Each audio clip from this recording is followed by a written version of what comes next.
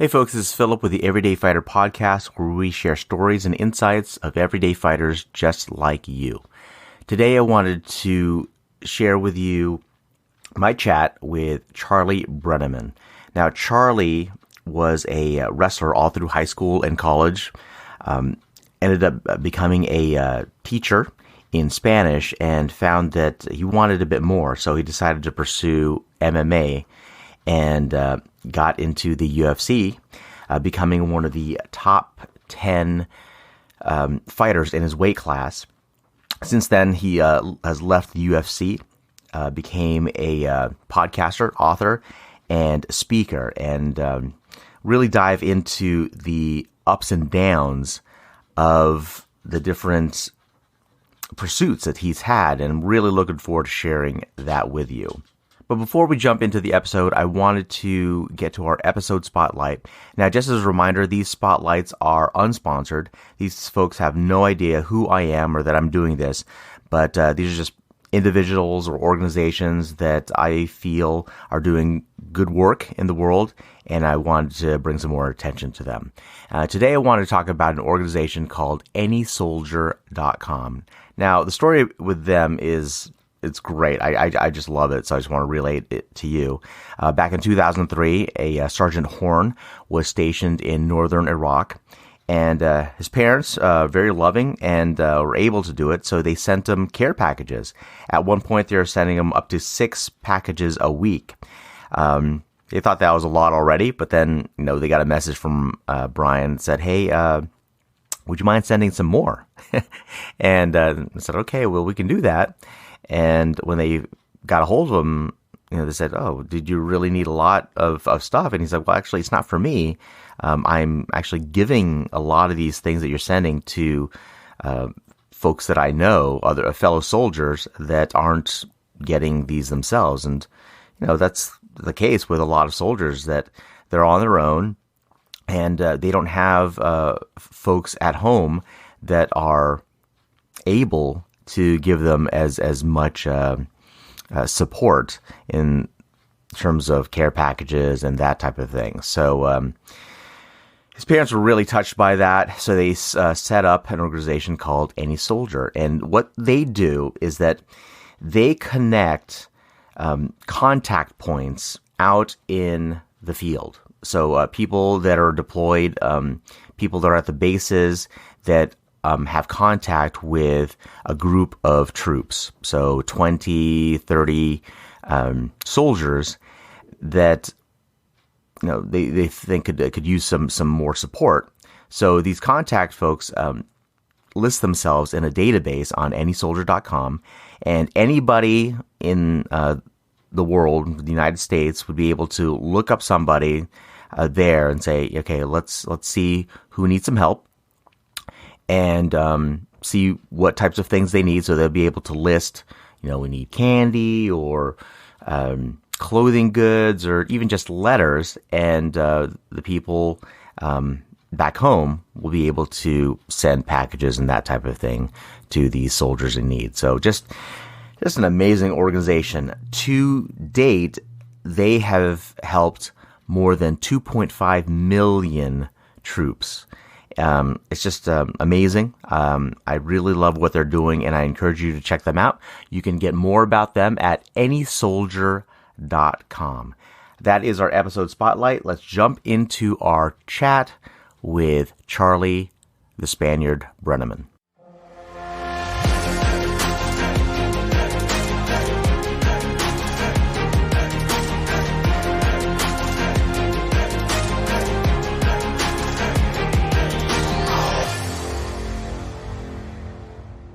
Regular small town in central PA, and it was a kind of just a normal town, Hollidaysburg. It was just what you would think of as a normal town. It was a normal town, and I was very comfortable how I grew up. Very supportive family community, and I liken it to Pleasantville sometimes, just because that's kind of how I think of home.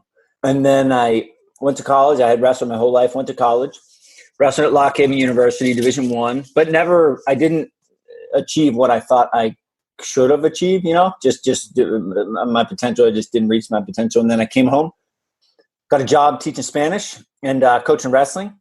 and thought I was set. And then after about a year, I grew restless and needed something else to do. I just didn't feel like I was really a full person, So a friend of mine was getting involved in the UFC, Frankie Edgar, who went on to become a champ and will be a Hall of Famer, and who's, whether directly or indirectly, a mentor of mine to this day. So he was fighting and thought, man, why don't I do that? And then that random thought changed completely the trajectory of my life. And so I left my teaching job in a very planned way. It was, I'm pretty conservative. I was anyway. Still am a pretty conservative person by nature. But I put a plan in place and got my blessings where I needed to. And there's different philosophies on plan B. Some people say, burn the ships, move on. Other people have a plan B right there. I prefer to make a plan B and then completely forget that it exists. So I made a plan B. I secured all my, my teaching papers so I could go back to teaching if I needed to. And then I just dove headfirst into professional fighting. And I think we're going to dive into the actual fights, preparation for fights in fighting, but then also how that kind of correlates to lessons outside of fighting. Mm-hmm. That's interesting. You say that you're fairly conservative. I think from the person outside listening to this, like fighting, whether it's UFC or not, doesn't sound very conservative at all.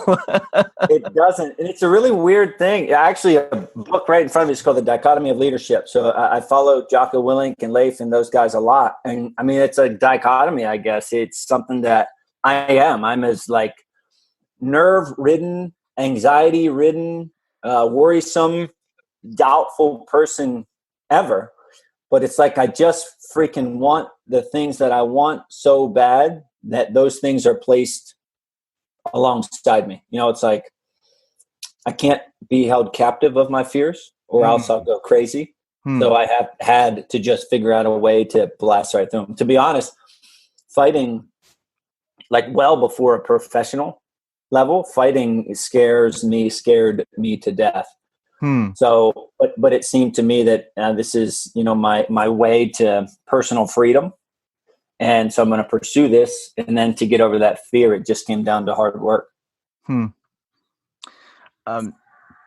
you mentioned that you were feeling a bit restless, was it, you were competing like all through schools, competing at a high level, even in college. Was it just that you were missing the competition side of it? I think it was everything. I think one, the competition, that like, oh crap feeling of competition, but also the structured life that competition brings. When there's competition, that nervousness, that anxiety, it's kind of an addicting feeling. It's something that I really like.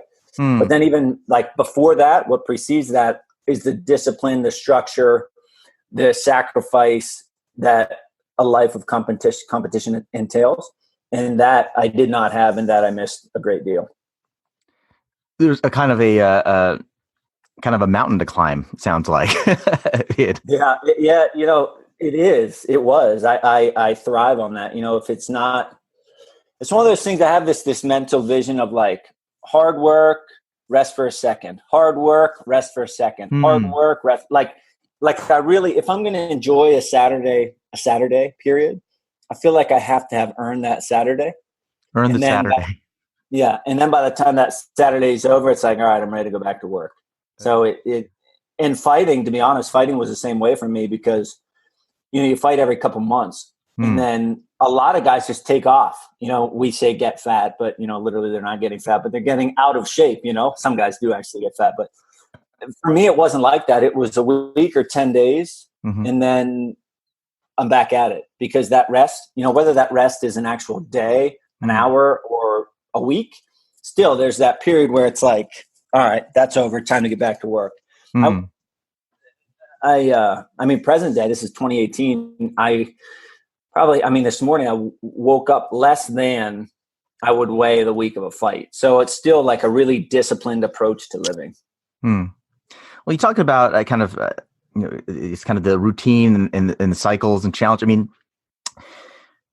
Did that not come to you from, there's from your career and even like, your coaching with wrestling? I mean, there's definitely cycles in that as well, but I guess it's different.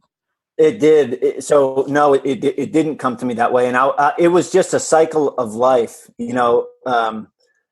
where I just wasn't ready to put my competition chip on the floor and pick up someone else's competition chip. It was like I needed, I'm getting to the age where, I mean, especially having kids will do that, where like, wow, like I'll give anything for my kids, as a parent that you realize that. So from a coaching standpoint, I still, in my gut, I needed to compete. I wasn't ready to stop competing, to be in the fire. So for me, it was just the timing.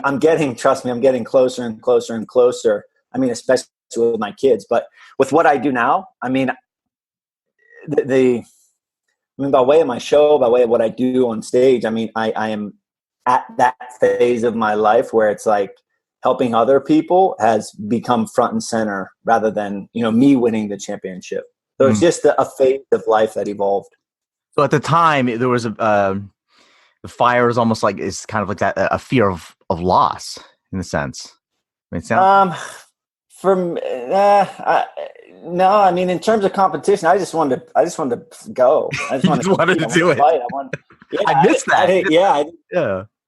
I missed it, and it was wrestling. And I don't particularly like fighting. I've grown to like it, but it was the thing that enabled me to compete at a high level.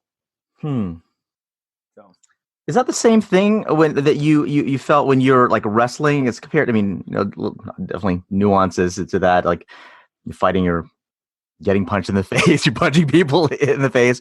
Did you have that kind of? So I'm interested in that transition where, I mean, you're body to body when you're wrestling, but then you say like, well, I didn't really like fighting. What was that transition like for you? So in anything, so I wanted to be a state champion in wrestling, right? Yeah.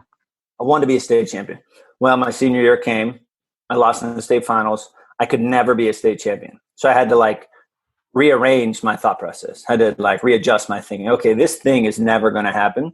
So what's another thing that I can do? Because this will never happen, right? So I had to get in front of that. So with wrestling, it was done. Couldn't do it, right? Wrestling was done. High school done. College done. There was no question. That was like, I mean, it was boom. It was done. That was so. What's a thing I can do that is similar to wrestling, in which I can use my strengths in the sport of wrestling toward this new thing? Basketball, nope. Baseball, nope. Cross country, nope. Adventure racing, yeah, maybe a little, but nah.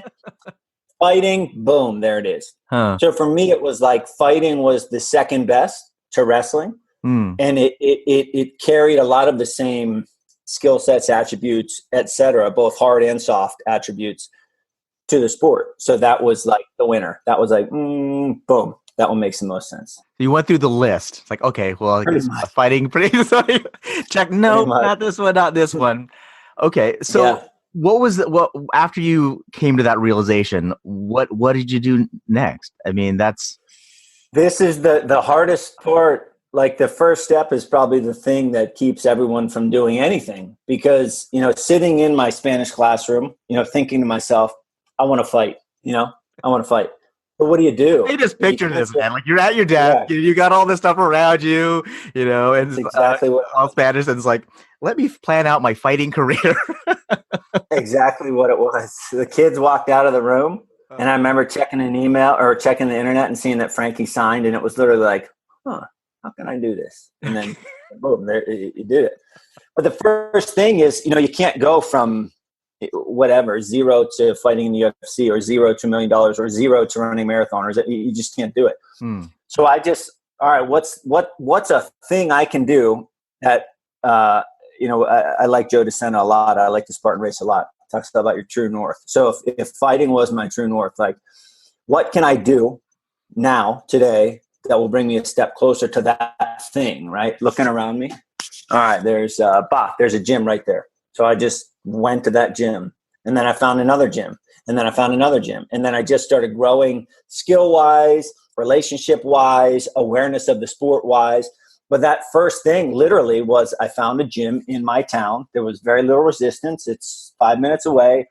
At 7 at night, I can go there. And then I just went there and I sucked. And I thought I was good because of my wrestling. But then when I actually met someone who knew jiu-jitsu, then it was like, this is a different game.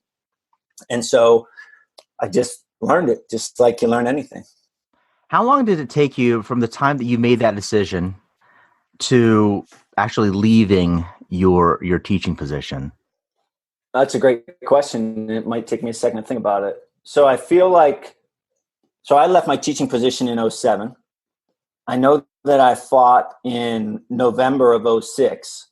So probably about, let's just say the summer of 2006 is when I started thinking like, okay, I'm gonna do this. I'm gonna try to do this. So it was probably a year and a half. Wow. And then in that year and a half, I was training. I was getting amateur fights. I had 5 amateur fights.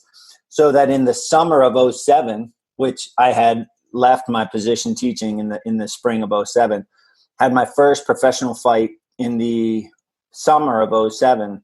So that was about a year of in the works. And in that time, I had taken care of the paperwork, taken care of relationships, et cetera, to be able to leave that position kind of free of worry. I got my blessings, filled out the paperwork, boom, I was going. How did you manage that? Because, you talk about plan B, plan A and stuff. There came to a point where you realized this is now my plan A,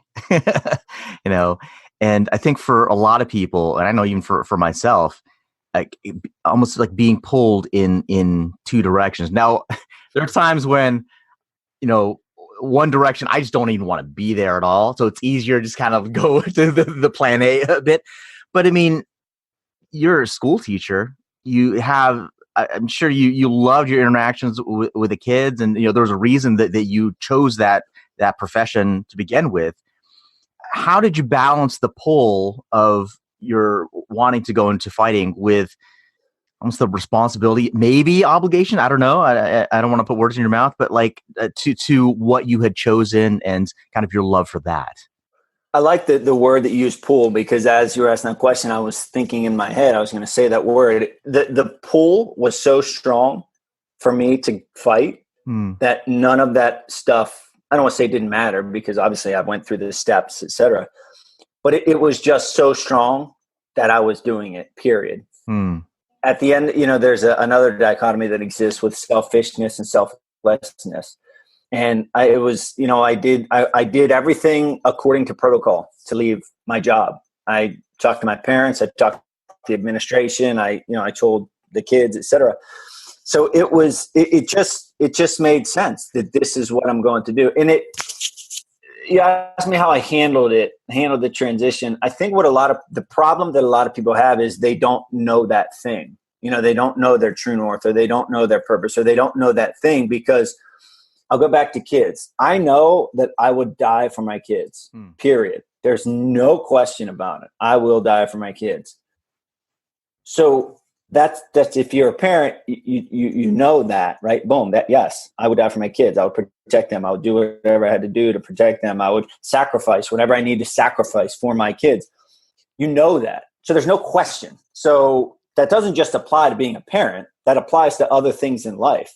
And for me, it was a no like that. I just knew this is what I'm going to do. So the noise, the resistance, the clutter in the background, it just didn't matter. It was obsolete because I was doing that thing. Granted, there's a way to be a dick about it and to not be a dick about it. Right. It was not a flipping up of the birds. It was not screw everybody. It was not I'm going to leave them high and dry. It was as proper a plan as it could be, according to the rules of the game, according to whatever. It was as proper as could be. And at the end of the day, I think that's all that's all you can do as a person, is to try to do your honest best in that regard. And it's interesting too, because you had a open dialogue with the people that you've had a responsibility to, the administrators, as you mentioned, your family, the kids, and you got their support also. Was there from those folks? Was there any pushback? Not really pushback. There was a lot of confusion. there's a lot of people who, are just give it to, yeah, go get them. A lot of people who, think it out clearly, and then say, you know what, you did everything you could to do it the right way. Go for it. But then there's the people that are like, what is he doing? That is the craziest, dumbest, whateverest thing I've ever heard. But I didn't hear or see or feel any real like anger or anything like that. So, the answer to that question is, I feel like no, there was confusion, like I said, but so even like that, when you say like even confusion, it wasn't about you because you knew your true north, but it was a confused reaction from the people. It was a very confused reaction. It was a confused reaction saying, oh, but it's secure, you have retirement, et cetera, et cetera. But in my mind, I don't think like that. I didn't think like that. It's 30 years until retirement. I want to be happy I want to truly, truly be happy for those 30 years. And another thing, I see these ideals in life that I aspire to. The way you want your family, the way you want your neighborhood, the way you want your whatever. I think a lot of people just accept that, oh, it's not that way. You just got to do that. But I don't think like that. I think, no, I want my ideals. The idea, I'm shooting for my ideals. That's it. I want the best of the best in every area of my life. And I just can't settle.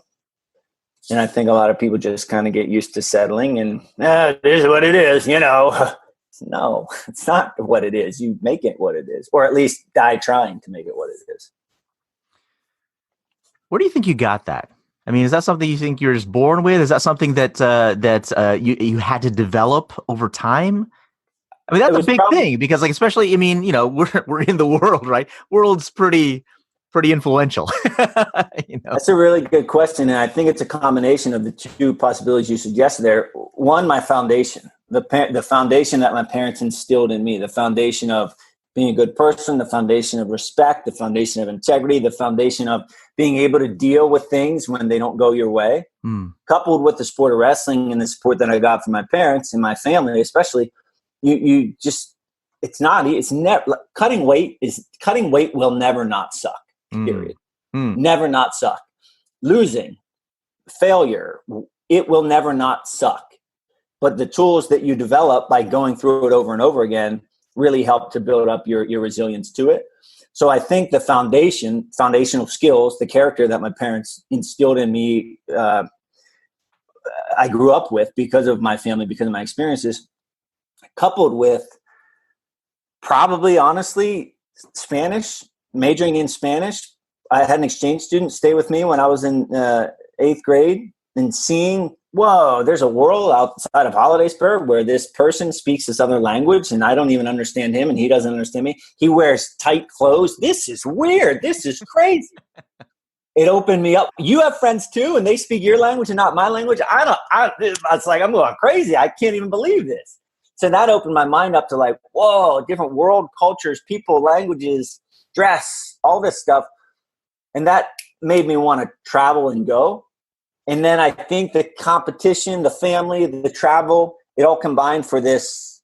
It's like if you've been 100 places or experienced 100 scenarios or whatever, and you retain like, well, this was the best in this area. This was the best in this area. This was the best. I really like how they sit down and have dinner in Spain. I really like how they whatever in here. I really like the family ties here. Then you can kind of cultivate your ideal. And then couple that with this fighter's, mindset or fighter's discipline. No, I will do that. I have the belief that I will achieve that. So I think it was a combination of all of those things. Well, I mean, it sounds like you were like exposed to a lot of things that were different from what you're used to. Whereas some people might think, they get something different, like, oh, they kind of pull back. You kind of embrace differences that you saw, and there was a pull from those as well. For certain. And I think without the wrestling, without the wins and losses, the constant heartbreak, I don't think I probably would have run from different, because different is scary. Scary is sometimes bad in our minds, so a loss, different, I put them on the same side of the coin. But seeing all that stuff, having experienced the loss, the setbacks, recovery, I think it opened my eyes up more and more to, different is cool.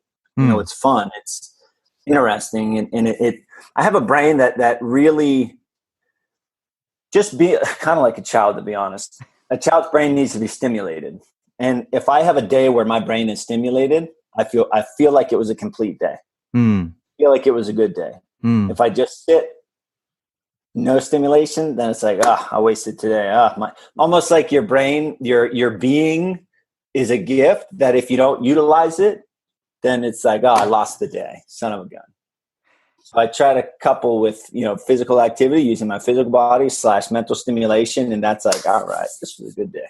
You use a lot of this language of losing the day, wasting, earning. Is that something that came from your competitive days and even like in wrestling? It came from wrestling. Yeah. I mean, it's such a character building sport. And when you just do it all the time, starting at 8, I was 8 when I got serious about the sport. And when most kids are not doing that, I mean, your dreams are being crushed when you're a 10-year-old. And that develops something in you. And without a doubt, the idea of sacrifice, earning your rewards and sacrifice and discipline.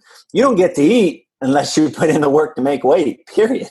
It's black and white. It's cut and dry. You don't eat if you don't make weight until you make weight. So it really, hard work, reward. I think the fabric of that came from wrestling. I know it did. Was there a point that you remember, or, that you made that transition? Because I mean, to your point, you said like 10 years old, you're losing or whatever, like you get crushed, right? I mean, just emotionally, that's crushing. But then, the other side of the coin where you're speaking from right now is that you learn to embrace it. You learn that hey, this is the way it is, and let me go through it. Because I think there are a lot of times when, especially children, and I know there are times when I was a young kid that I hit that resistance. I hit, oh my gosh, this is what it's all about. Yeah, I'm going to do something else. Yeah. But for you, particularly in wrestling, you continue to go through. What was it? I think, again, it goes back to finding the thing for you, your kids. There's never going to be a day where I say, I'm going to put me before my kids. It's not going to happen. So with the sport of wrestling, I was so drawn to the sport of wrestling that it didn't matter if it was good, bad, or indifferent. It was a part of me. I was drawn so much. I was it. It was me. Like we were one and the same thing. And so that is what kept me involved. I say all the time, I don't even know if wrestling's fun. I don't even know if it's fun. I don't know why I did it other than I couldn't not do it. It's one of those things. But you just found yourself, you wake up one day and it's already in you. You're like, you're a wrestler. This is what wrestlers do. Yeah. Well, actually, I first got into it because it was in my family. Okay. My uncle, my dad, my brothers, etc. So but then after that, it was like, yeah, this is what I do. Yeah. That's what I do. So that's that. But then the benefits of it, I didn't realize until I was 20, whatever, 2006, 25, 26. And then I got into the real world and realized, whoa, I have all these skills that normal people don't have. And it's because of wrestling. And I feel like I got to utilize these skills. Mm-hmm. You mentioned you have kids? Mm-hmm. How many and how old? 2, 5 and 2. Is this something that you are thinking of in terms of their development, like and consciously trying to instill these values and skills that you learned, into them? 1,000,000%, yeah. Yeah. And I would love for my kids to be high performing athletes. Any parent, former athlete, I feel like we all would love that. But truthfully, if they know hard work, respect, I don't care what they do. I would, I'm I'm wrestling with them as much as I can. Yeah. I'm teaching them how to move and use their bodies so that they'll be a functional human being. They'll understand good food, good habits, bad habits. But just surrounding them with things that I value. If you're fortunate, they're part nature. If you're fortunate, I feel like that's about as much as you can do is live the values that you want them to pick up. You, I want to go back to something you talked about earlier, which was your realization that your wrestling was stopping. Like, you had to realize, like, this is not continuing. You're not going to get, this championship or whatever. Like, even though that was your ideal, that was what you were striving for years and years and years. And then you came to the realization that, it's going to be ending. What was that like for you? At first, it was emotional because there's this thing that you do every day that you no longer do. It's a loss. So that was emotional and it was weird. But then there was also the immediate was, emotional, but then almost, yes, I'm done with all that. I'm done with the stress. I'm done with the heartache. I'm done with the sacrifice. I'm done with the hard work. I'm done with it. But then shortly after that, it became, oh man, all that stuff that I hate is a part of me. And now I hate not having it. So therefore I kind of love it. So I need to find it somehow. So it was that. And then that led me ultimately to fighting. But it was, a sub lesson is just that there's a lot of talk about identity, a lot of talk about purpose, etc. Yeah. For me, wrestling was the thing. But then when wrestling was over and I could no longer have it, you set the thing aside and then you just look at yourself as a unit and you say, okay, what do I as a unit have? What skills do I have? Am I very energetic? Am I good interacting with people? Am I very strong? Am I tall? Do I have a long reach? And can I comprehend a second language well? And do I read really well? Do I teach really well? So just add up all these different skills that you do or don't have. And then, a self-audit. I've heard it called a self-audit. So that's all I did was I gave myself a self-audit. So set wrestling over here. Okay, I'm no longer a wrestler, but I am this thing that used to wrestle. Give myself a self-audit of all these skills and attributes, and then just go down the list of whatever. Just Google. Someone out there, right? Just Google 100 things I could do with my life. And then just pick the ones that match your skill set. So, even as you're talking about it now, like, it sounds like you, even though it wasn't just a loss, right? It had much more far-reaching emotions, ramifications around it. You still approached it as far as getting over it in a way like you would like a regular loss. Yeah. Right. Just, okay, well now, okay, that's what happened. What's the next step? What are we going to do now? And it's certainly not clean. I think, your show talking about the behind the scenes, I think a big realization is that it's not clean, that it's very rarely ever finite, that you just do. And then you do, and then you do, and then you do. And then hopefully you can get a small win or two here and there, and then you can capitalize on it. But it's maybe not. Maybe you won't. Maybe I would have stunk at fighting, and maybe I had to pick something else. But you just go, and then all that stuff puffs out. Interesting. What was that process like for you when you actually started going to the gyms, finding yourself, one, as you said earlier, not as good as you thought you were, at least in that environment. And then also, starting from the bottom rung again. That's a part, it was very humbling. And that's a part that not a lot of people, it's kind of two different ways. People who are at the top of their game in one area, I feel like they can either easily do new things because they accept that humility, that humble pie, or they just don't ever want to be humbled, so they steer away from things. They don't become the best in another area because they don't want to suck at it for a while. For me, it was I love learning. And if I stink at something, then it becomes a challenge of, okay, well, I'm going to get good at it. How can I get good at it? What do I got to learn? What do I got to do so I can become good at it? So for me, that's what it was. It was, I was bad. I was bad. I took this, wrestlers they believe in themselves a good bit. So I took this idea of, I'm a wrestler, and like wrestlers are really tight. Okay. Listeners, I'm on video, like I'm just like, really tight. We're in a stance, very herky jerky.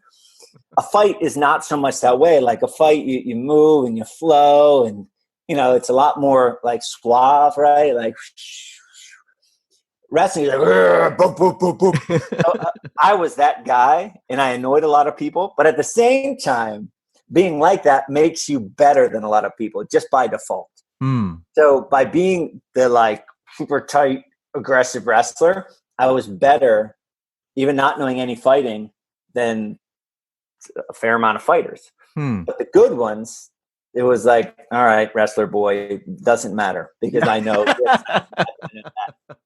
So it was humbling, and it took me a while and I'm still aggressive as all get out, just because that's my nature. No gi jiu-jitsu or fighting are my favorite things to do because I still carry that aggressiveness in that go mindset.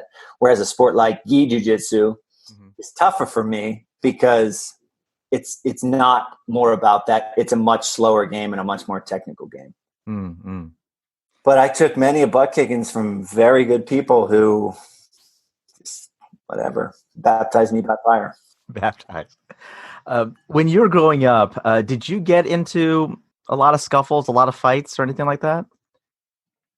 No, almost none. I got into 2 fights, I think, in my entire life. One was literally in a backyard football game with my neighbor.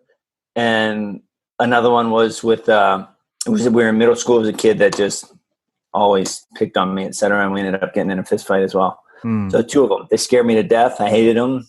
They make me sick in the belly. And I've walked away from, I can't tell you how many fights in my life. What was that process like, learning to, I guess you just got to accept it, that, in the world of fighting, you're getting punched and kicked and, you have to do the same to the other person, given that you didn't have that comfort level, even growing up, even the couple of fights that you did have. What was that process like? To me, it was the competition that overrode all of that. It was sometimes when you're in a fight, you got to remember, oh, I got to punch him. He's punching me. I've got to punch him. You have to remind yourself. That lapse, yeah. This is not practice. He's really punching me hard. I got to punch him. But it was all in the name of competition. So it was just the rules of the game changed, but the idea is the same. I want to win. I'm trying to win. This is the rule set. Okay, I'm going to operate within the rule set to win. And that just so happened to entail fighting, kicking, elbowing, choking, etc. So just kind of the thought of actually hitting or getting hit, it was just secondary to the main thing, which was correct. That like, hey, I want to win. Yeah. So you run a race, and they say, okay, you're not allowed to drink any water during the race. Okay, you just do it. Okay, well, you're allowed to take 5 drinks of water. Okay, those are now the rules. 5 drinks of water. So that's just how I looked at it. The rules in wrestling are no punching, et cetera, et cetera. Rules of fighting are punching, elbowing, kicking. Can't do this, can't do that. Okay, great. Just it was competition that the rules had changed. As you started your fighting, how did you balance that with having a life, a family? Because I think we see that you hear a lot from people. It's fighting is you got to be pretty selfish about it at times. Yeah.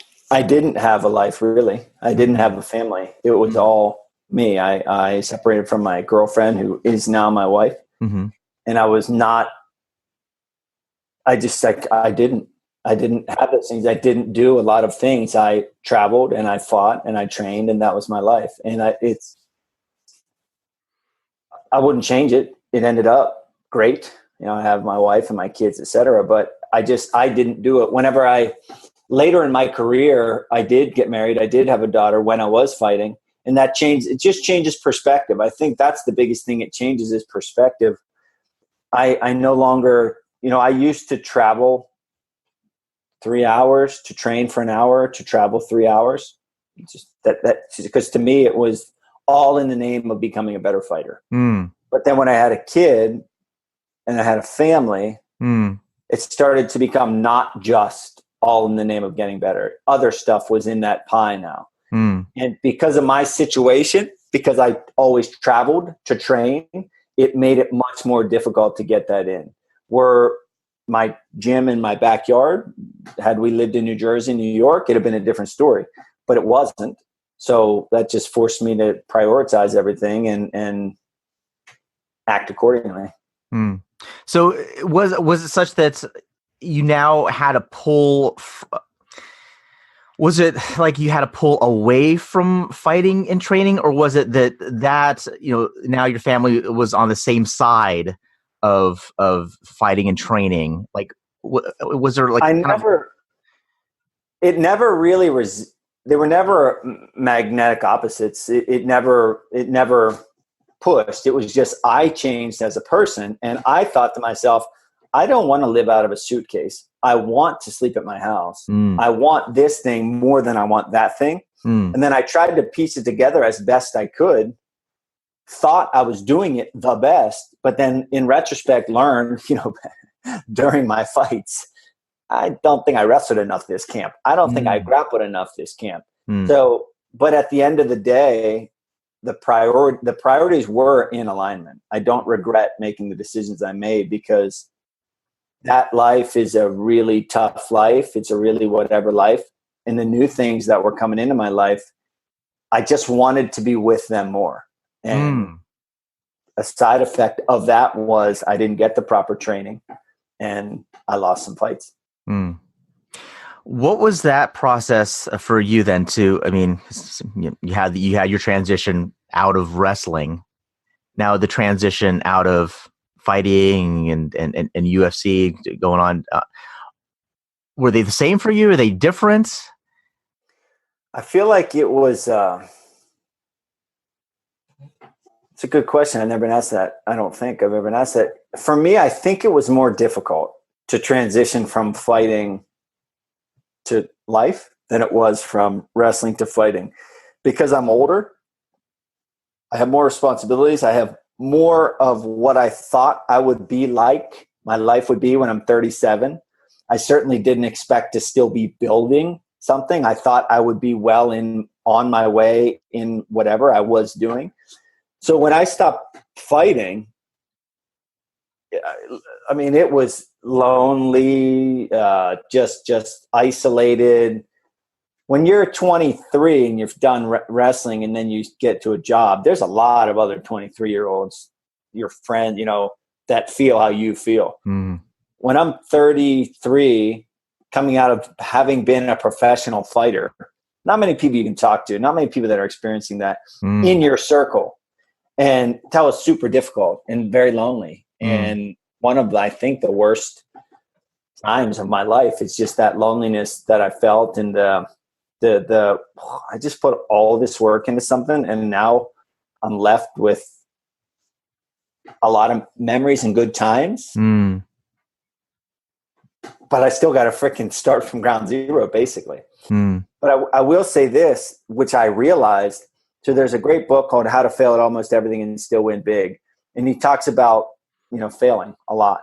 And he said something along the lines of, if you fall short of a goal, think of all the skills and people that you've picked up along the way. And that's your win. So that's exactly my win. And that's exactly what I've used, leveraged, pivoted from to do what I do now. I'm not set financially. I don't have whatever, but, I do have all these experiences. I do have all these people I know. I do have all these places I've been. So what can I do with them? And that realization was kind of, all right, I do have something, and then go from there. Charlie Brenneman, this was awesome, man. I appreciate you sharing so much. I'm sure people want more of you after this. What's the best way they can get more of you? Well, I appreciate it. Well, that's good because there is a lot of me to be had. The best and you're not way, stingy about it. No. The best way is to subscribe to my podcast. If you just search out Spaniard on iTunes or any podcast app, I put out probably 7 to 8 episodes a week, 7 to 8 episodes a week. I put out a daily episode that is 8 minutes long, that is based on the books that I read. My tagline is the world's toughest lifelong learner, because I just freaking love reading books and learning. And it's every day, Monday through Friday, 8 minutes of, hey, this is what I read and this is what I think about it. And this is how it can help you in your life. And I do that every Monday through Friday. I have interviews. I have a kids book series where I read kids books and talk about them. So it's all based on learning. And that's the best way. At Charlie Spaniard on social media is another easy way to connect with me. Charlie, thanks again, man. Appreciate it. It's my pleasure. This was fun. Thanks, man. Folks, I hope you appreciated that talk with Charlie. I was really grateful to be able to speak with him. Before we jumped onto the recording, I think Charlie was under the impression, because he's done a lot of interviews where we talk about specific fights of his, etc. And I really wanted to share with you the challenges emotionally for him going through all these ups and downs in his varied career. So I hope that you got some of those lessons. I know I did. And, again, grateful very much to Charlie and, of course, to Larry Hagner that connected us. That is it for today's episode. This is Philip with the Everyday Fighter Podcast. Talk to you next time.